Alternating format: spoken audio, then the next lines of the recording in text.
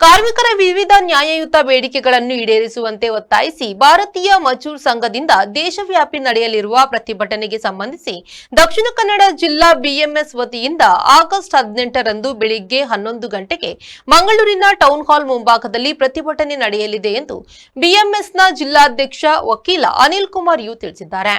ಸುದ್ದಿಗೋಷ್ಠಿಯಲ್ಲಿ ಮಾಹಿತಿ ನೀಡಿದ ಅವರು, ಕಾರ್ಮಿಕರಿಗೆ ನ್ಯಾಯಯುತ ವೇತನ, ಉದ್ಯೋಗ ಭದ್ರತೆ, ಸಾಮಾಜಿಕ ಭದ್ರತೆ, ಪಿಂಚಣಿ, ಆರೋಗ್ಯ ರಕ್ಷಣೆ ಮತ್ತು ಸುರಕ್ಷಿತ ಕೆಲಸದ ವಾತಾವರಣ ಒದಗಿಸುವುದು ಸರ್ಕಾರದ ಜವಾಬ್ದಾರಿಯಾಗಿದೆ. ಹಾಗಾಗಿ ಕಾರ್ಮಿಕರ ಸಮಸ್ಯೆಗಳಿಗೆ ಶಾಶ್ವತ ಪರಿಹಾರ ಕಲ್ಪಿಸುವ ನಿಟ್ಟಿನಲ್ಲಿ ಕೇಂದ್ರ ಮತ್ತು ರಾಜ್ಯ ಸರ್ಕಾರ ತುರ್ತು ಕ್ರಮ ಕೈಗೊಳ್ಳಬೇಕು ಎಂದರು. ಮಾಡಿಕೊಂಡು ಈ ದೇಶದ ಕಾರ್ಮಿಕರಿಗೆ ಅನುಕೂಲ ಆಗುವ ರೀತಿಯ ತಿದ್ದುಪಡಿ ಮಾಡಿ ಕಾನೂನನ್ನು ಜಾರಿಗೊಳ್ಳಬೇಕೆಂಬುದು ನಮ್ಮ ಬೇಡಿಕೆಯಾಗಿರುವಂತದ್ದು.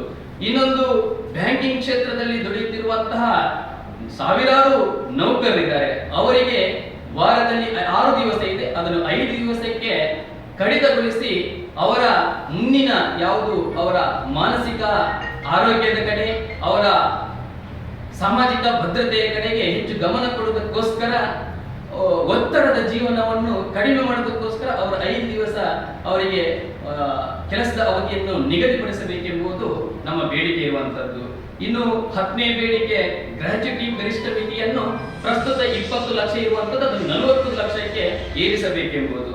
ಇನ್ನೊಂದು, ಕಾರ್ಮಿಕರ ಕನಿಷ್ಠ ವೇತನವನ್ನು ಈ ದೇಶದಲ್ಲಿ ಎಲ್ಲಾ ಕಾರ್ಮಿಕರಿಗೂ ಕೂಡ ಕನಿಷ್ಠ ವೇತನವನ್ನು 30,000ಕ್ಕೆ ನಿಗದಿಪಡಿಸಿ ಅದನ್ನು ಜಾರಿಗೊಳಿಸಬೇಕೆಂಬುದು ನಮ್ಮ ಅತ್ಯಂತ ಪ್ರಮುಖವಾದ ಬೇಡಿಕೆ. ಯಾಕೆಂದರೆ ಎಲ್ಲಾ ಕಾರ್ಮಿಕರಿಗೆ ಕನಿಷ್ಠವಾದಂತಹ ವೇತನವನ್ನು 30,000ವನ್ನು ನೀಡಿದ್ರೆ ಮೇಲೆ ಹೇಳಿರುವಂತಹ ಎಲ್ಲ ನಮ್ಮ ಬೇಡಿಕೆಗಳಿಗೆ ಅದೆಲ್ಲವೂ ಪೂರಕವಾಗುತ್ತದೆ. ಆ ಮುಖಾಂತರ ಒಬ್ಬ ಕಾರ್ಮಿಕನಿಗೆ ಸರಿಯಾದಂತಹ ವೇತನ ಸಿಗುವಂತದ್ದಾಗ್ತದೆ. ಅದರ ಜೊತೆಗೆ ಆತನಿಗೆ, ಆತನ ಕುಟುಂಬಕ್ಕೆ, ಆತನ ಸಮಾಜಕ್ಕೆ ಒಂದು ಉದ್ಯೋಗದ ಭದ್ರತೆ ಸಿಗುತ್ತದೆ. ಅದರ ಜೊತೆಗೆ ಆತನು ಸಮಾಜದಲ್ಲಿ ಸಾಮಾಜಿಕ ಭದ್ರತೆಯಿಂದ ಜೀವನ ಮಾಡಲಿಕ್ಕೆ ಆ ಮುಖಾಂತರ ಒಂದು ಸರಿಯಾದ ವೇತನ, ಅದರ ಜೊತೆಗೆ ಆತನ ಉದ್ಯೋಗದ ಭದ್ರತೆ, ಅದರ ಜೊತೆಗೆ ಸಾಮಾಜಿಕ ಭದ್ರತೆ ದೊರೆತರೆ ಈ ದೇಶ ಯಾವ ರೀತಿಯಲ್ಲಿ ರೈತರಿಂದಲೇ ಬೆಳೆದಿರುವಂತಹ ಈ ದೇಶ, ಅದರ ಜೊತೆಗೆ ಈ ದೇಶದಲ್ಲಿ ಅಸಂಖ್ಯಾತರ ಇರುವಂತಹ ಕಾರ್ಮಿಕರಿಂದಾಗಿ ಈ ದೇಶ ಸದೃಢ ಆಗ್ತಿದೆ, ಅಭಿವೃದ್ಧಿ ಹೊಂದುತ್ತಿದೆ, ಆರ್ಥಿಕ ಪ್ರಗತಿಯತ್ತ ಹೋಗ್ತಾ ಇದೆ.